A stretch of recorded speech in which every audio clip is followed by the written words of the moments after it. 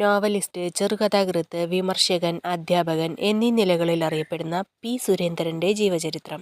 1961 November 4-ന് Malappuram ജില്ലയിൽ മഞ്ചേരിക്കടുത്ത് പാപ്പിനിപ്പാറയിൽ കുമാരൻ നായരുടെയും സരോജിനിയമ്മയുടെയും മകനായി P. Surendran ജനിച്ചു. കുമരനെല്ലൂർ ഗവൺമെന്റ് ഹയർ സെക്കൻഡറി സ്കൂളിൽ അധ്യാപകനായി ജോലി ചെയ്യുന്നു. 2018-ൽ ചന്ദ്രികയുടെ പീരിയോഡിക്കൽ എഡിറ്ററായി ചാർജെടുത്തു.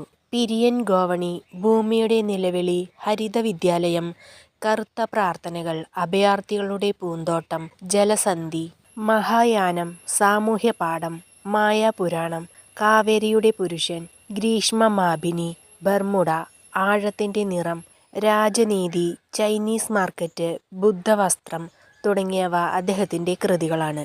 അങ്കണം award, mulberry award, Abu Dhabi Sakthi award, SBI award, PV Sivakumar സ്മാരക Keli award, Odakkuzhal award, Kerala Sahitya academy award, Thoppil Ravi foundation award, Kerala Lalithakala academy award, SSF Sahityotsav award തുടങ്ങിയ അവാർഡുകൾ അദ്ദേഹത്തിന് ലഭിച്ചിട്ടുണ്ട്.